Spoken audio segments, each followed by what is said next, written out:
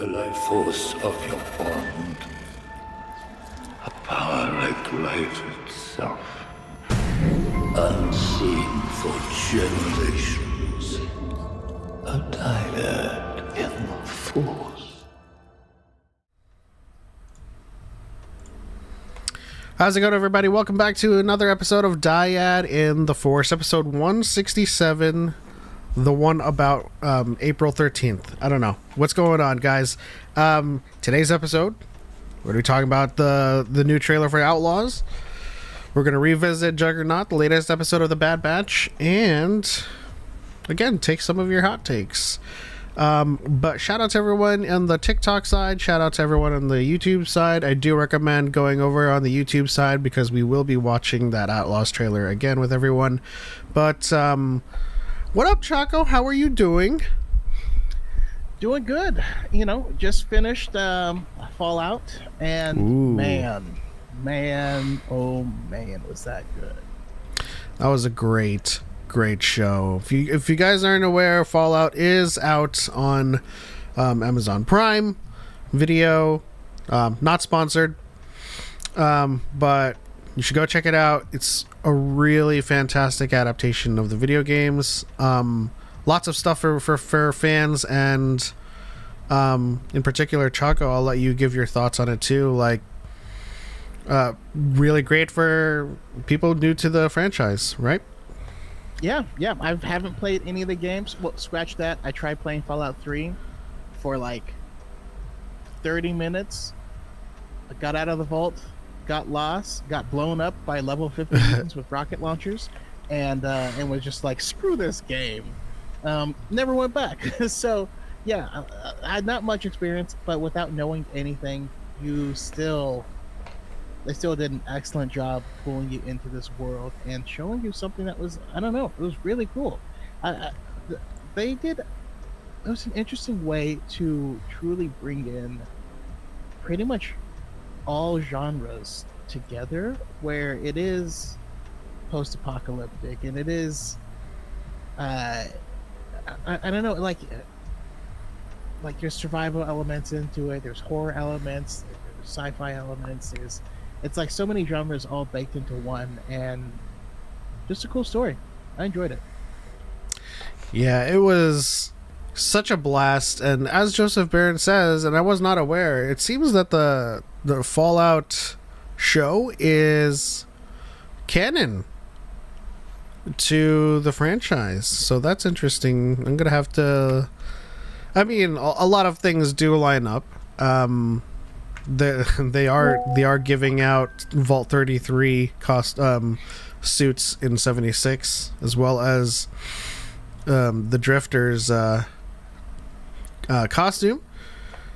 But overall, man, I think we are in the pinnacle. Or I smell profit. Connor, super shattered at $6.26.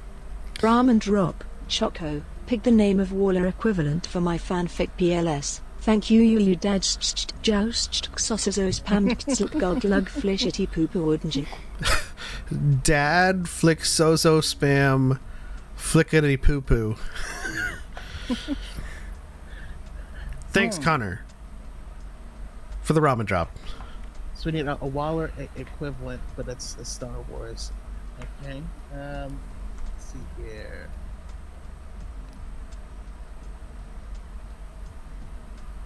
Question: are they going to seem like they're likable but not, or are they going to seem just really tough? That's my question. So let me know, and I will. Blue Eagle Gamer says in the YouTube chat, canon and set after all of the games. That's awesome. I mean, like I said, I think, we are truly kind of, I don't know if I want to say spoiled at this point, because video game adaptations have historically been rather poops. And with the advent of the Sonic movie, with the Mario movie, with the Pikachu movie, with the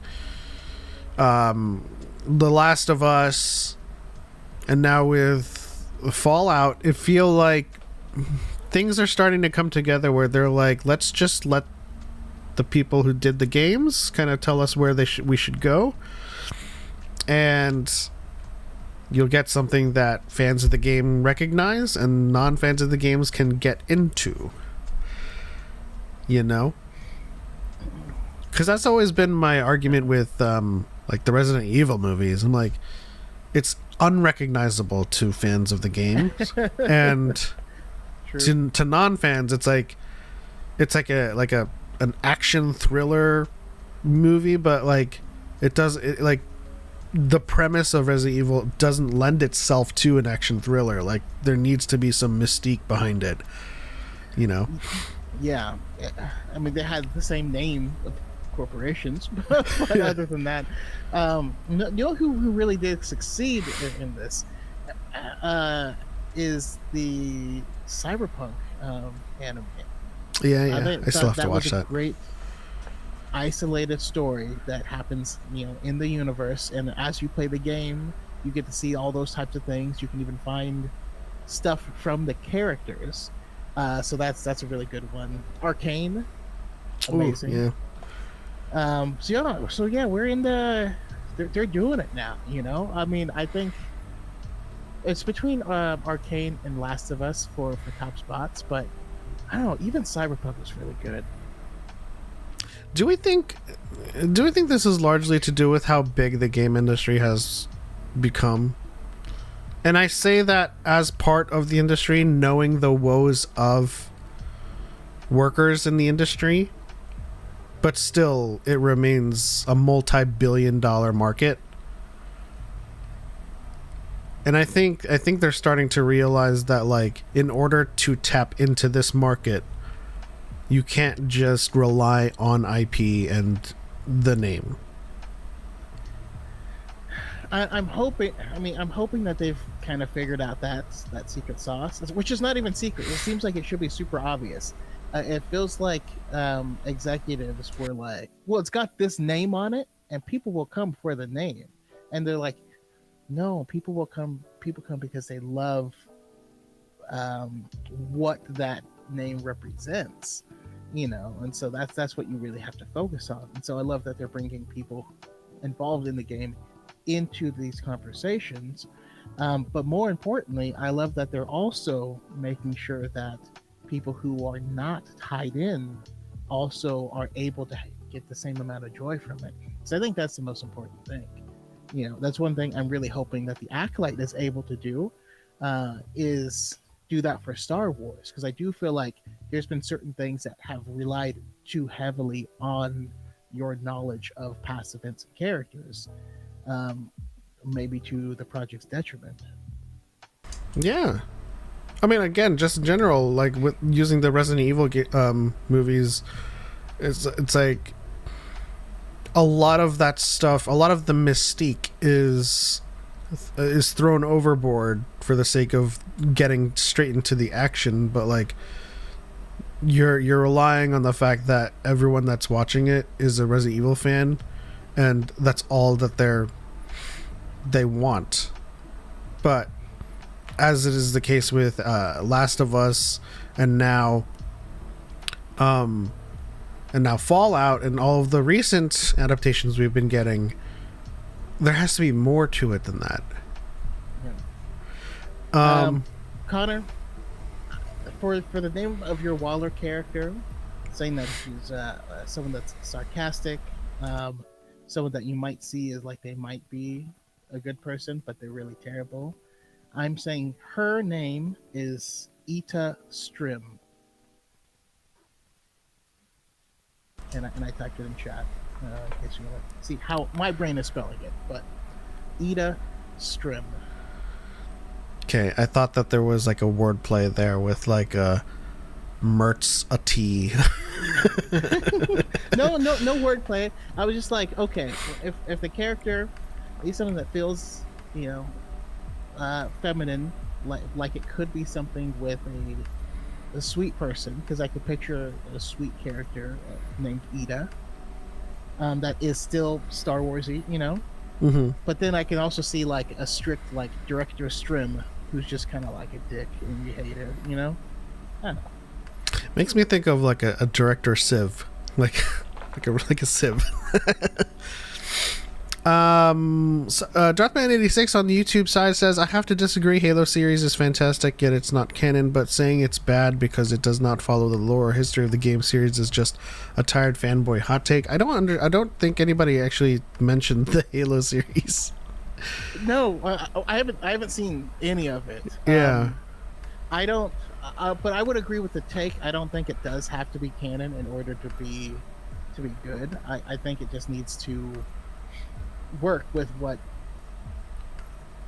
the creators of that franchise, their ideals, I suppose, what the game represents. Typically, but you could put it. That's where I'm landing on it. Yeah, and I suppose that has something to do with me saying, like, you can't make something that is just wholly reliant on the IP and the name. And that's not me saying it should strictly follow the lore or the history of the game series. I'm saying that it should, in some spirit or theme, be recognizable to those that are fans of the games and fans of the story and lore in general, as well as tell its own independent story, whether or not it follows the lore or history that is understandable to those that are not fans. But I think it's good to hear that it's actually doing good stuff. I saw the trailer for the recent season, and I don't know why. Maybe this is a weird fanboy hot take, but the Chief's helmet was off the whole trailer, and it felt weird. You know what I mean? Like, because I remember trying to see if did they even craft a face underneath the visor and trying to move the camera so you could see. Certain things just felt weird. There's also a God of War live action series coming soon. Okay, hopefully Balrog is attached to it in some degree, because he was the director of God of War, like the original one, and that was a highly innovative game in terms of mechanics and the one-shot system, which is basically, I think, one of the first games that, technically, there's a lot of things happening under the hood that there's loading and stuff, but technically is a one-shot game where there's no loading screens. Horizon Zero Dawn series, I would love that too, man. A lot of these games that are very cinematic and very narrative deserve adaptations for sure. You know what? One thing I do think makes it easier, because we're talking about games, but in the case of something like Star Wars, where Star Wars is a universe, so meaning anything can really happen as long as it's in that same playground, versus telling a story, doing something based off of a story. Yeah, that's true. I mean, I think in general the universe of Horizon Zero Dawn is already chock full of things that you could tell, kind of ancillary to Aloy. If they made a series based in that mechanical and robotic jungle, it'd be pretty sick. I almost wish that that they made a show that was not attached to the Horizon Zero Dawn name, and it was about these scientists, and someone creates something that's the end of the world, and it turns into Horizon Zero Dawn, and you're like, what did we just watch? I thought you were going to say it's about these scientists that create the end of the world, and then it ends up being Fallout. Robert McLeod says on TikTok, best Jedi. I mean, Plo Koon. Okay, he answered that easily when I was about to say that's a difficult question. By what metric? If I'm going to pick my favorite, it's going to be Yoda or Luke. But,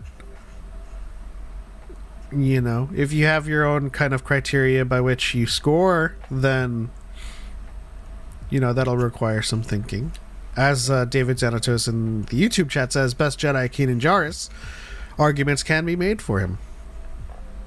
I mean, Plo Koon, Mace Windu, Luke Skywalker, and Jaina Solo are all the ones that easily came to my mind in that slot. Do they need a Destiny TV show? I would take a Destiny show. Yeah. I've played both Destiny 1, Destiny 2. I have 4 shirts of Triumph. So that's how much I played it back in the day, which was a Wednesday.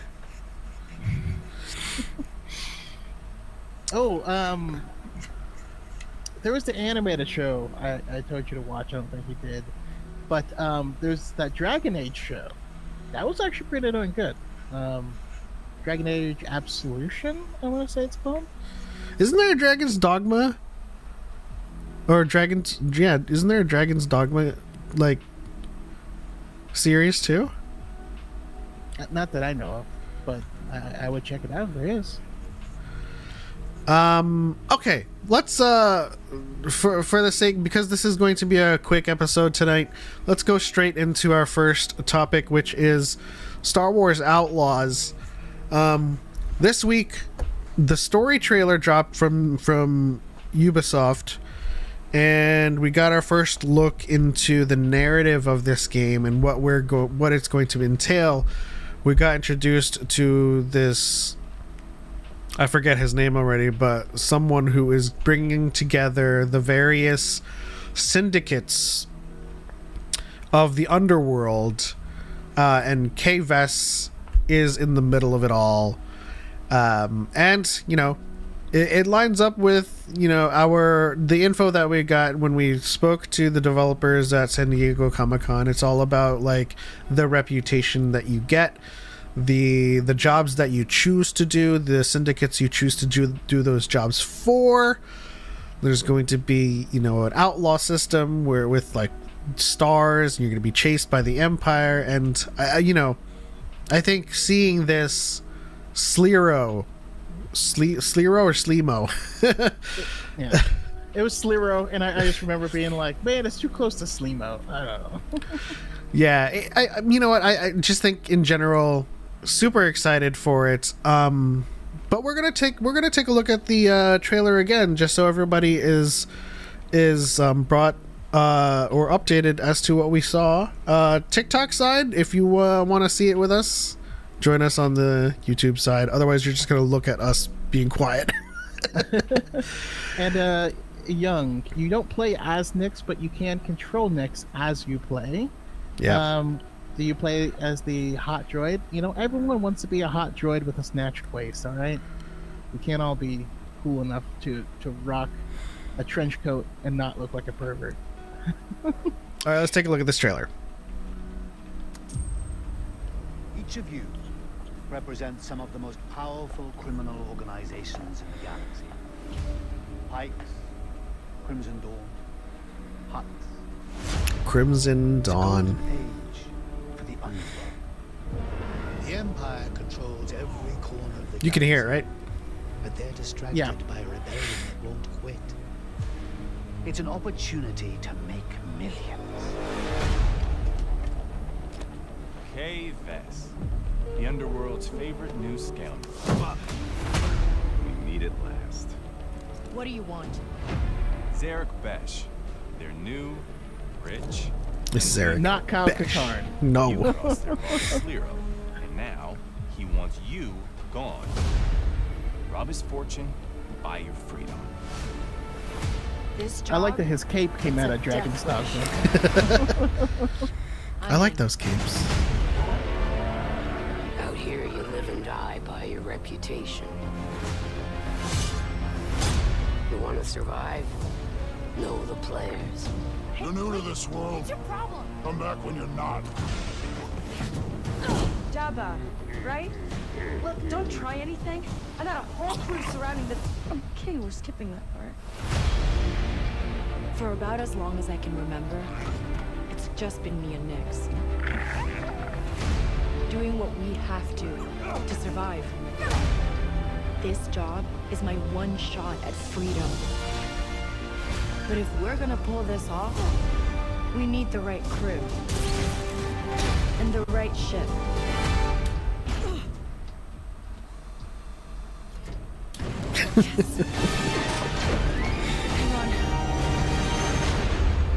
I hire you because you were one of the best hunters in the Outer Rim. She's more connected than you let on, Solero. Bess is mixed up in something bigger. The Outer Rim is a dangerous place. Everyone is fighting for their piece of the galaxy. But all I want is to live free. So I'm gonna risk it all. Hold on, Nick!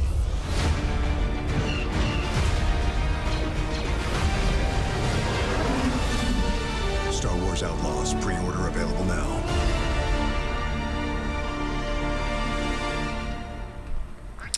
Woo! Dang. Very, very exciting. Got a lot of people in the chat talking about how excited they are for the game. Kira is back, Kenny says. I thought she was in the beginning of it. I'm still not sure if that's her, but when he says representatives of the Pikes, Crimson Dawn, it looks like her. The hair matches with that one-sided bang. Yeah. It could be the lighting, but they did in fact confirm that Kira is back. So, yeah, it's going to be interesting to see. A lot of what we saw was her kind of falling into the wrong side of the syndicates, being thrown out by the Pikes, having to deal with the Hutts, and in this case Jabba, and I don't know, we'll maybe see Kay fall into some Rancor pitness. We'll see. Choco, thoughts? Yeah, I mean, mostly positive thoughts. I've talked about it in the past, but again, I know a lot of people wanted to be able to create their own character. What's weird is weird. I see people complaining about not creating their own character in this game. Literally never saw anyone say that for the previous games. I wonder why for that Jedi. is. Yeah. Anyways, yeah. That being said, I love that this has the opportunity to actually tell a story and have that story be cinematic. You know what I mean? See, one of the things that we lose with custom created characters is the fullness of voice acting and large set pieces that are not awkward. Sometimes when you have your random custom character, I don't know. I'm really excited about it. There are some concerns though, right? I know there's been concern over the price. I know there's been concern over Ubisoft games in the past not launching completely baked. Like it needs a little bit more time in the oven. And there have been concerns with it launching, saying that there's going to be a season pass, right? Now, we'll have to play the game to see exactly how full it is, how full the story is. If it feels like a complete story and the season passes are just additional stories, it doesn't, like this whole thing is concluded and then we get episodes from time to time, then I'm into that. As long as it doesn't feel like it's only part of a game, that's what I want to avoid. Also, if you're one of those people who complains that she's not attractive enough or you don't like playing as a girl, then go away. I don't know. Don't play it. Leave me alone. Yeah, go away. I largely agree with Choco here. I think for the most part, games are getting expensive, and I as someone who works in the game industry, I can justify the price using several metrics, including and not limited to just the budget overall.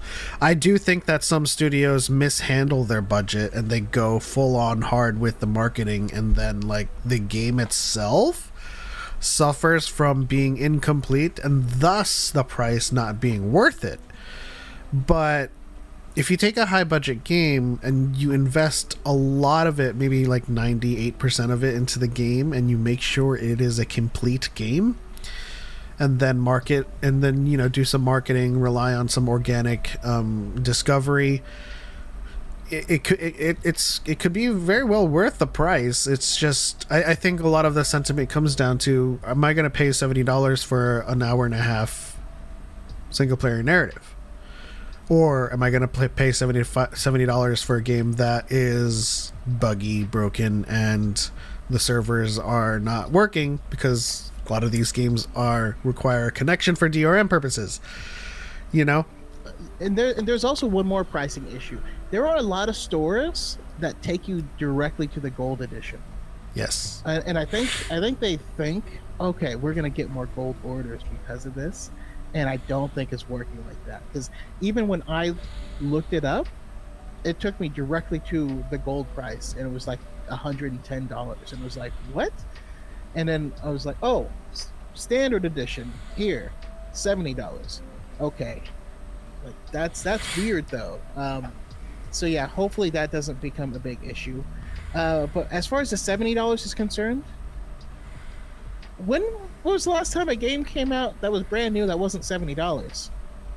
Like, I feel like that's been an industry standard game price for full AAA games for the past 5 years. Like, that's been the price ever since PS5 came out, and before that, I remember that price being around for PS4 as well. Am I crazy? I actually don't know, because I didn't get a PS5, and most of the games that I did play up to this point have been largely variable prices on Steam, and I get them on sale, or I mean, I go to G2A Gaming, but yeah. But I mean, like, the brand new price before it gets to G2A. Well, just in general, the games that I play are ongoing games that I either pay a subscription for, or the newer releases are just expansions, and they would be expansion prices. Like Destiny, if I keep up with that, World of Warcraft, any of those expansions typically wouldn't be a $70 price. So I haven't really run into it too much. But just in general, like, going off of David Xanatos here, I understand how people feel, but me personally, I'm pre-ordering the most expensive edition. I've made worse decisions in life, and I kind of wanted to, like, bring that up, and, like, there are people out there that spend upwards of $600 to $2,000 for a lightsaber, and if you find that is a worthwhile purchase, then that's worth it to you. You know, you, like, wherever you find the value in it. Obviously, $70 is expensive, and that's not to say it's not expensive, or, you know, you're being ridiculous for complaining about it. But at the end of the day, you can wait until it goes on sale.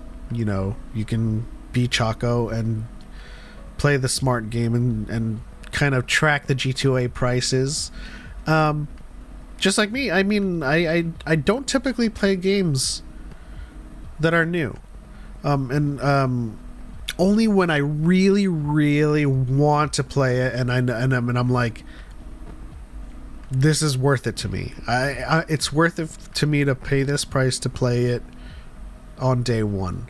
But otherwise, I'm okay with waiting for a sale price. And in the case of PS5 games, I'm okay waiting a year or two until it comes to PC.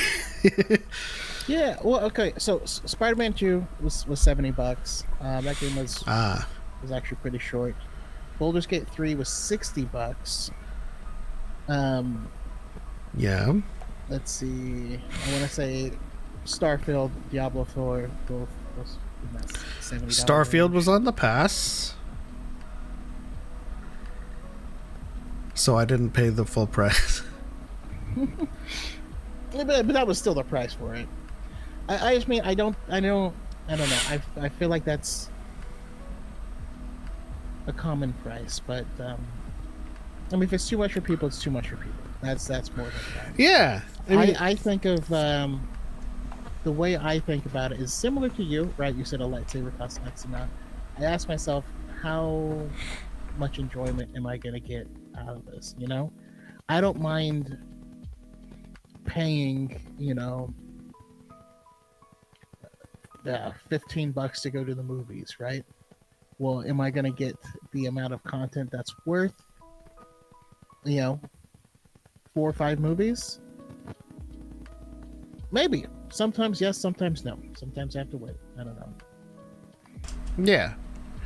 And this is another video that I'm gonna release in the coming days. Like, someone sent me a DM about these lightsaber form videos and people having training programs on it, and whether or not it's authentic. And the short of my video is none of it's authentic, because we don't have any material on sequencing and forms. We have certain stances that have been established, like Makashi, Surisu,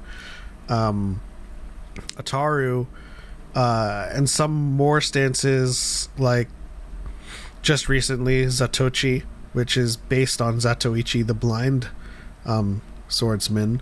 But other than that, we're given like various flavor descriptions of these forms, but there's nothing like laying it out in a certain way. But beyond that, it doesn't matter to me what they're doing.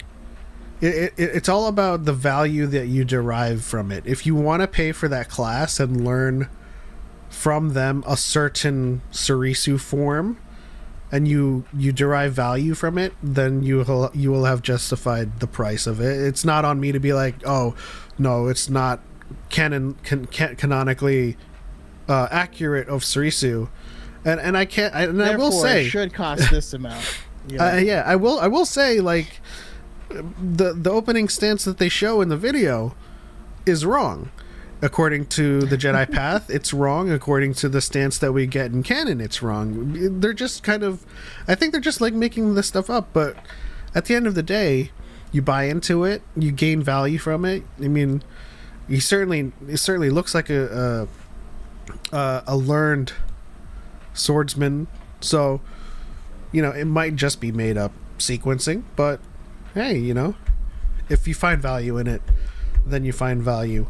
Kenny says, I'm sorry, but no, a game that is a single story driven does not need an internet connection to work. If it does need that, then the game they launch will not be worth the price.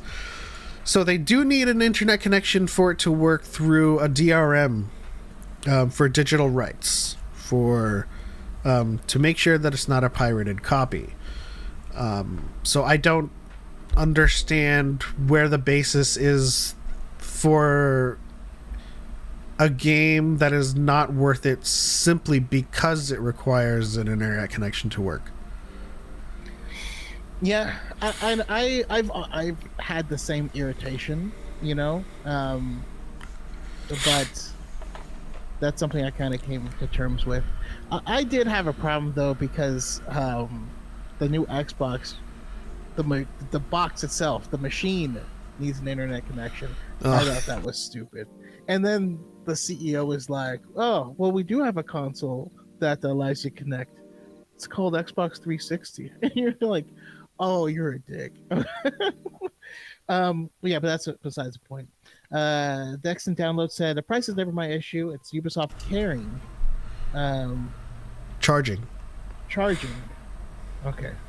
It says sharing. I couldn't figure out which. Charging the other amount for skins and early pass and nothing more. Yeah, that's fair. I think that'll always just exist. I had a bunch of comments built up on the premise that it said caring.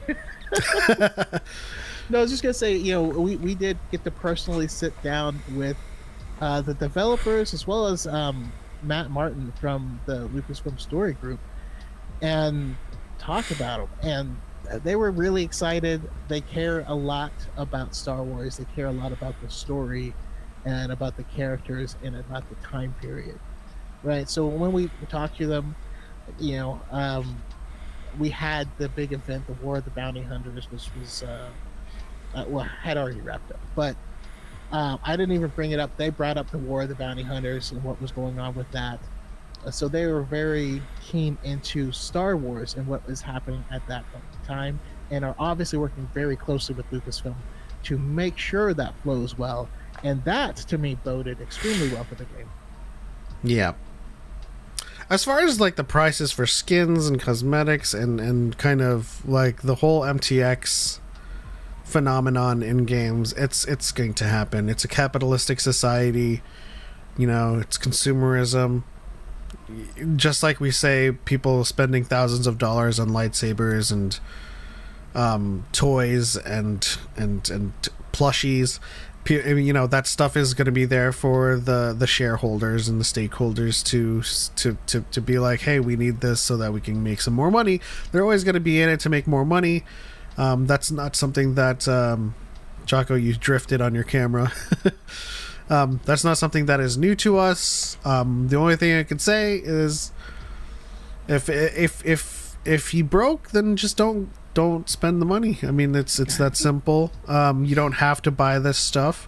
There are certain simple examples of pay to win, which is games and systems that I avoid. But for the most part, the stores are going to be there Except for the foreseeable future.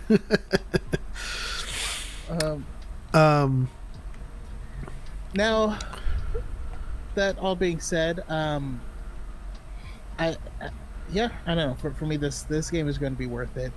There aren't many games that I jump into like this, but I'm for sure jumping into this one.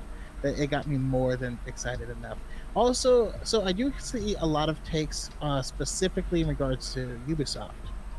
And I just want to make sure everyone does remember that Ubisoft is the publisher of the game. The game is being made by Massive. So, if you played like the Division, that's who's making it, and so that should be the point of comparison, not necessarily other Ubisoft. That time on Watch Dogs or something like that on other studios. Yeah, and the internet requirement also is just not something that's new. In general, a lot of these games will actually play without an internet connection. Sometimes it'll just be like you won't be able to participate in like the analytics and the leaderboards, or in some cases the achievements, because Steam in and of itself is also requiring an internet connection to track your stuff and to sync with Steam Cloud. But there are also non-DRM copies you can get from GOG. It's just, this stuff is small fries in comparison to all of the things that you stand to gain as a fan.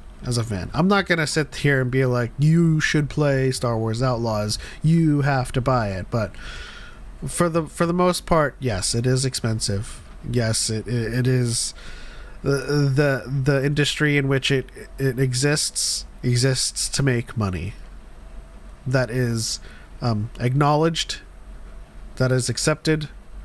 And should we vote with our dollars and not spend the money, that is also within our right. So I'm excited for the game. I'm going to get it. Choco, before we move on to the Bad Batch, what is your trajectory, or what is your outlook on what you think you're pursuing in Outlaws, without having played the game and without having kind of an idea of how the macro systems work? And I'll give you my short answer to kind of let you know where I'm thinking about this. Like, I do think that I'm largely going to be loyal to Crimson Dawn. I'm going to do everything it takes to get on Kira's good side. I was going to say, AKA step on me, Kira. Yeah. Let's see. So, I do have a predilection in any and all games, and one, it's flirt all the time. Well, that too. I lean heavily on the flirt option whenever it appears, but my MO is tech-oriented ninja with any electricity-based abilities.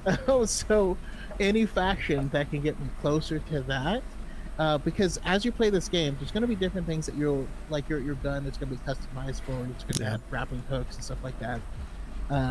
Stun capabilities, which is interesting. It kind of reminds me of the game Control, in that sense, the customizability of the controller of the weapon.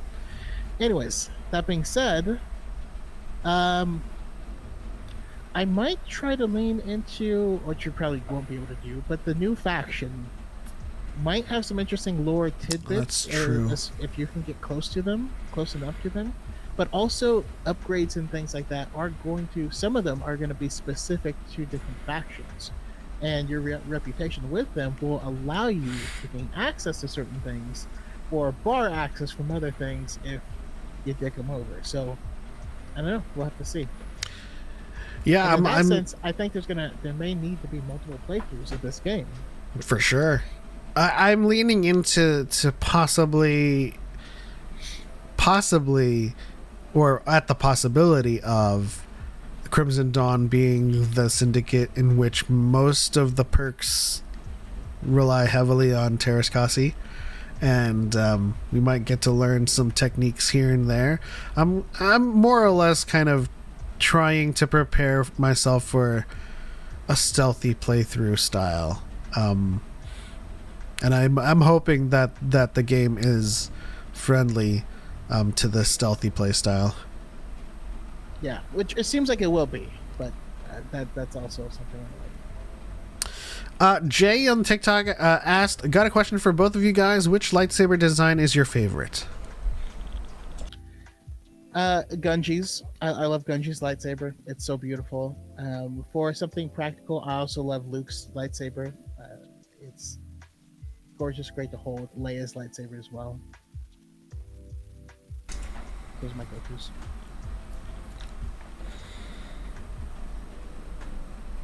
Pep, your thoughts? The Satil Shan hilt. This is the full one from Level Up Sabers. Shout out to Master Allen. This is Satil Shan from the Old Republic. You know what? Dyadintheforce.com/lightsabers. Get your own today. This is like one of the only few vendors that has this hilt style. I have the other one from another company which will remain unnamed, but this is the only one with such detailed etching and accurate styling. But that answers your question. Young says, so what you're saying is you're going to be Kira's bitch. Yes. That's what I'm saying. Oh, 100%. You act like you wouldn't. All right? Calm down. Hey, I take no offense. I will throw it back to you. So what you're basically saying is you're Hunter's bitch. And I don't think you take offense to that. Kenny says Team Kira all day, every day. Okay. DePaul in the chat. Shout out to Conspiracy Cantina. I do hope they give you options if you want to do stealthy style versus forcing you to play only stealthy. That's also true. I think designers in general need to stop pigeonholing you into a certain play style and kind of enable their level design to be complementary of all play styles. Yeah. I think they fall into the trap a lot of like within the zeitgeist of their level design, they like to hit on major beats of playstyles, but I think that they need to encourage or at least enable those playstyles agnostic of what you think the level should be, how it should be played. Yeah. And then Young in the chat calls us simps and says Hunter is her bitch. So okay. That's fair, you know. Fair enough. And then Xanatos says, "Shout out to Wet Hair Hunter." I saw that video, Young. I don't know if we're the only simps here. I would also like to provide a shout out to Wet Hair Asajj Ventress. Yes. Speaking of which, let's move on to the Bad Batch since we're commenting on that. But really quickly, we have a question from. Damn, I really need to brush up on my kana. I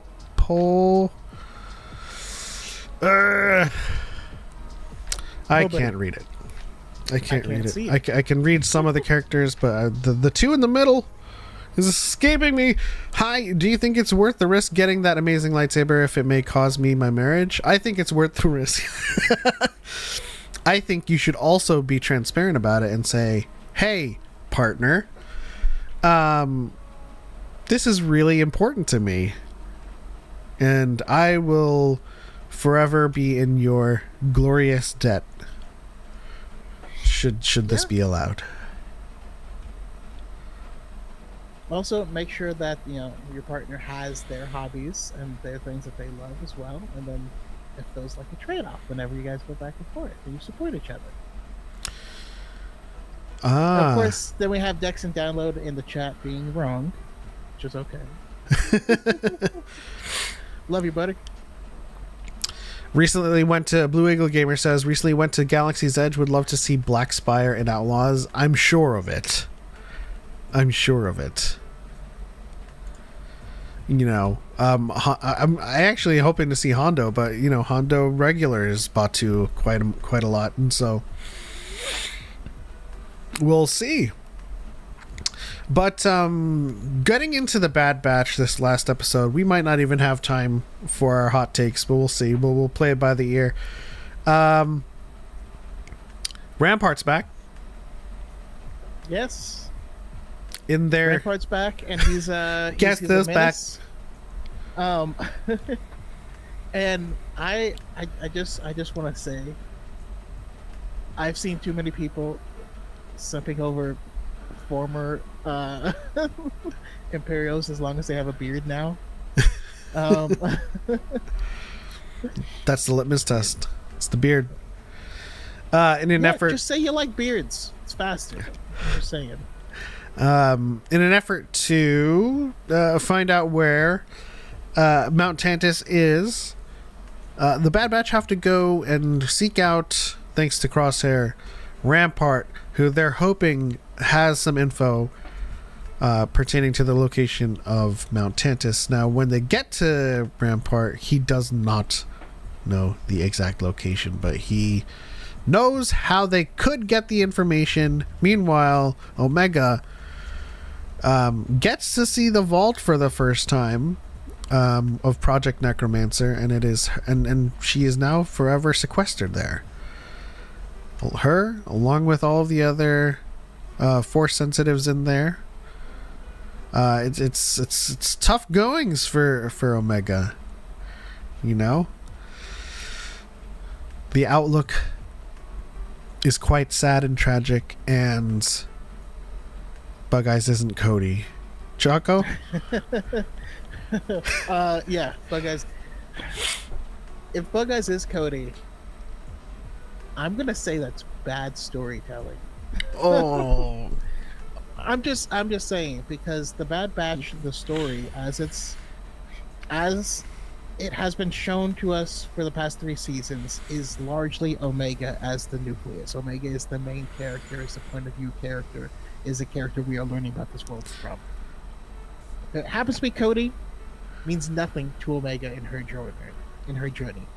So they could do it, but I think that would be bad writing. It would be for fans, not for the story. That being said, the episode overall, my hottest take on the episode is that it was in the wrong order. Okay, that's true. Imagine this. Imagine this episode came before the episode where we saw Emery, right? Imagine when she's being led into there. This is the first time we're seeing what the other side of the inside of this door looks like. And you see it's a bunch of kids, and he's like, "This is where you live now." And then the episode ends. You will be gutted. You'll be hit with a pit in your stomach, right? And then the next episode, we could start with Emery, and it'd be like 1 week ago, and then she could slowly discover it and be warm to it, and then we'd end up in the same place. But I think it would hit harder that way. But because of the order it was in, and also because usually whenever we get a trailer, it's from the first one, maybe 2 episodes. But the trailer told me enough about this episode that I knew their whole plot. And then the Emery episode told me enough that I knew Omega's whole plot. We did get some very great character moments there, though, and seeing that how much Crosshair's hand was shaking when he was thinking about going back to Tantus. Yeah. Right? Because we had initially had a debate on, is this leftover from frostbite from being in the snow or whatever? Or it's just, no, he really just doesn't want to go back there. There's messed up stuff happening there.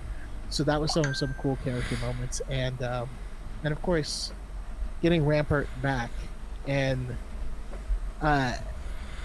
seeing that everyone in this show worked for the same machine, and they've all turned their back on that machine at different points in time, and because they did that, they all look a little bit different, and I think that's an interesting thing to explore, and hopefully we get to see more of that. Yeah. Shout out to Young. There are some similarities with the way that Bug Eyes is talking. He has a domicile just like Tech. He folds his arm like Tech. Folds his arms like Tech. I mean, there's a lot of. He's got chicken legs like Tech. there's a lot of leg day signs that point to it. But I think the main argument here is that the success of the Bad Batch this season has been its ability to keep the story relevant to the main plot, which is Omega and her importance to it all. And coming back and bringing Tech's glasses and pulling them out in the thing and setting them there and be like, just because I want to remember this. And that was the crux of her going back into imprisonment too. It was the last thing. It's like Tech's glasses, going back to Mount Tantus. Not Tech's glasses, and then a few adventures, and then she gets captured again. I think so. As Joseph Barron says on TikTok, they disagree having Tech as the Clone X destroys the story. Does it matter that it should connect to Omega? I don't think they should connect her to the CX. It matters if it's meant to be a reveal. Then the reveal should be important to the characters within the context of the show. That's what I mean. It matters insofar that they have been teasing their identity since the beginning of the series. It makes me think of the Justice League show, the cartoon, and Lex Luthor ends up in the Flash's body, and he runs to a mirror, and he's like, finally, I can figure out who the Flash really is. And he takes off the mask, and he's like, I have no idea who this is. Yeah, that's what the reveal would be like. So here's the thing: there's a lot of chatter happening in the chat, which is awesome because I love chat being chat. But the way I see Cody's involvement in this sort of revelation that's coming up in these next 3 episodes, 13, 14, 15, I think Cody is one of the troopers that's in the they're going back to Tantus to rescue other clones. So either that or Cody's part of the cavalry that's going to come in. True. I mean, we still don't know where Cody is, but if this were the case and the subplot is we need to finally get Rex, Wolf, and Gregor as a unit, even though that Cody's not a part of that, I think there's a story there that Cody gets rescued by them coming back to Mount Tantus to rescue all of the other clones. Yeah. Me and you both, Young.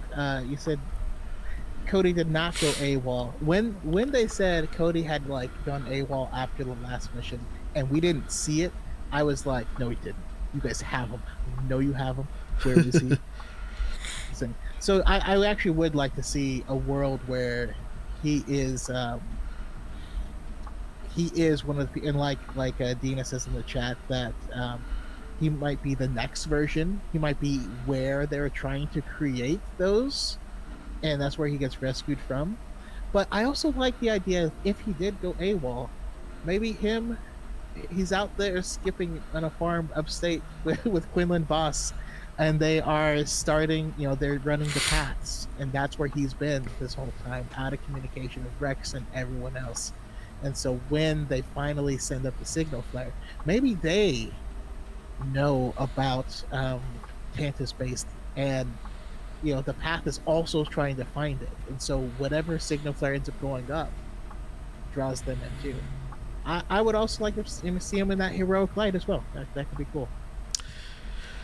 Now, I have a completely different conclusion of the series. I do think that the CX, as people are saying, Clone X, I do think that could be a clone of Crosshair.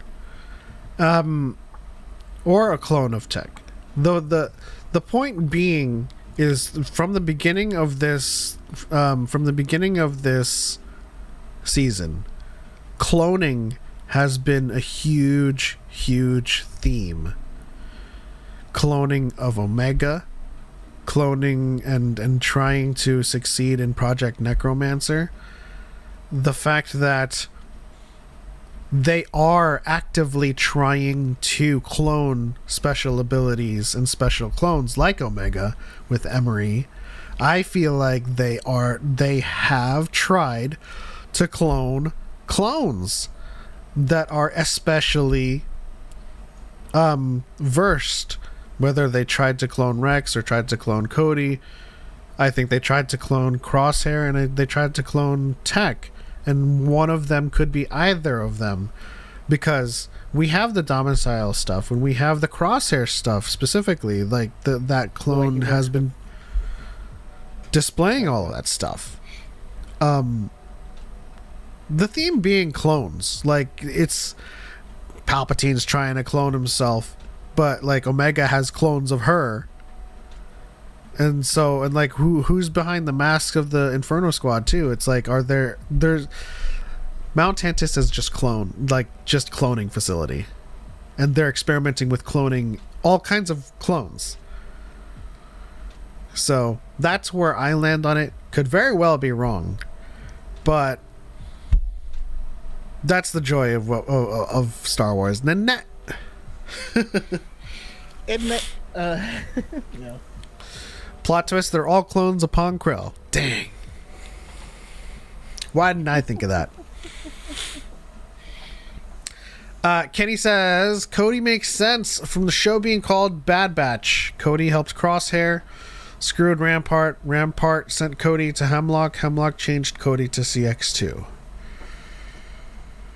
I'm not saying it's impossible. I don't buy the first sentence. But I do see where you're coming from with the latter half, but Cody makes sense from the show being called Bad Batch. He's not part of the Bad Batch. Or he's not of the Bad Batch. He's a reg. Let's see here. Lothal Youngling what says... What if it ended up being Dogma? and you're like, oh, it's Dogma's back. He's kind of weird. And then everyone's like, I don't know who he is. They all live with... It'd be that level. They all live with Tech and either establish the paths or help Ventress and Quinn with the paths. So I do think the paths have to be involved now, because they're going to be saving a bunch of Force-sensitive children, right? Someone's got to take them. Yeah. Are they going to just drop them off on Kashyyyk and have them, hanging out with Gunji? Are we going to see Kelleran Beck?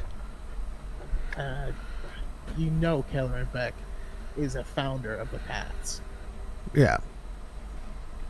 Joseph Barron says it's got to be like the Harriet Tubman of the Joseph says, what if it's Scorch? Well, we know Scorch is in that one armor, thanks to the captions. Named as Scorch. No, he does say Scorch as well. It's not just in the captions. No, I'm just saying when that trooper speaks, the captions just say, "Oh, that's Scorch speaking." But yeah, we have 3 more episodes in this series, and it's gonna come down to the wire in terms of all of our revelations. I'm still hoping for perhaps a return of Ventress in some way, shape, or form. Although I don't think we need more of her. I just want to see more of her. And I think I still think Hunter's gonna die.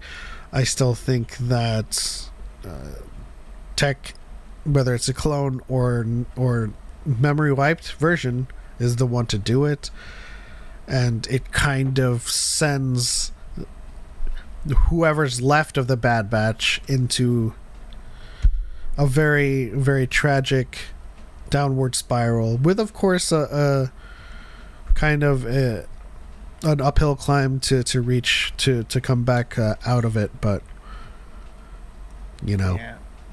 I like my tragedies. Also, Young, can't wait to see it in person with everyone as well. Absolutely, it'll be good stuff. We'll bring some wine. But what about you?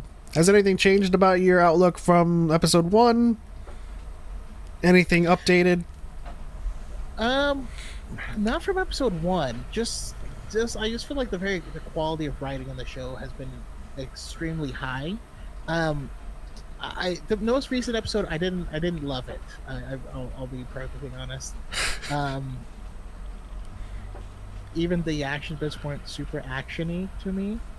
I will say Fee's just dropping in to avoid detection was dope. Also, her ship being like a hollowed out Lambda class shuttle is also super cool. I just like Fee. I mean, so yeah, there's a lot of really cool stuff to love. There's also that one point where I was like, the knowledge that there was a secret tunnel would have been very helpful to everyone. Like, how'd you get in? I just used the secret tunnel. Secret tunnel. What? Anyways, guys, this was a short but snappy episode of Dyad in the Force. My sister and my nephew is here visiting, and so we can't spend too much time on the desk. But thankfully we got through our main topics. We'll come back next week with hot takes as per usual. Thank you to everyone in the TikTok side. Joseph Barons, Master James Kenobi, thank you for the heart me. Japanese characters or Lapras. Christy Parcelli, shout out to Christy. Christy, I need to text you. I'm so sorry. I forgot.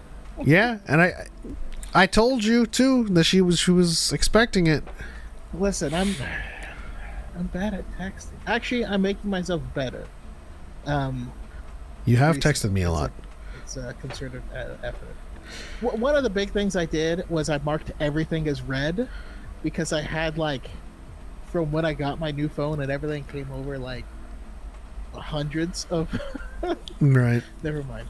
Anyways, I have noticed so though. You can hang up with family. Nick Blevins, shout out to you as well. Shout out to you, Lothal Youngling, Blue Eagle Gamer, KG, Dina S. I was about to say Dina Street. I do say Dina Street. that's how my brain does it. Kenny, let's see here. Jackson Download, David Xanatos. Conspiracy Cantina, shout out to Conspiracy Cantina. Also, we're if you are a fan of gaming, don't forget after this our good friend Cal will be streaming, I do believe, over on twitch.tv/ twitch.tv/Cal4 FORRER. But yeah, thank you guys so much for tuning in. That's it. On to the next one. For Light and for Life. We are all Nicks. And watch X-Men 97 if you want to cry. Ooh.